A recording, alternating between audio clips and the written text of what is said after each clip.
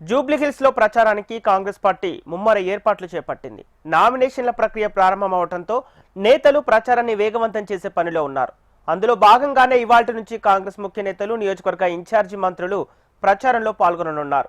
ఈ ఎన్నికల్లో గెలుపు కోసం పార్టీ నాయకులు, కార్యకర్తలతో ఈ సమావేశాలను ఏర్పాటు చేశారు.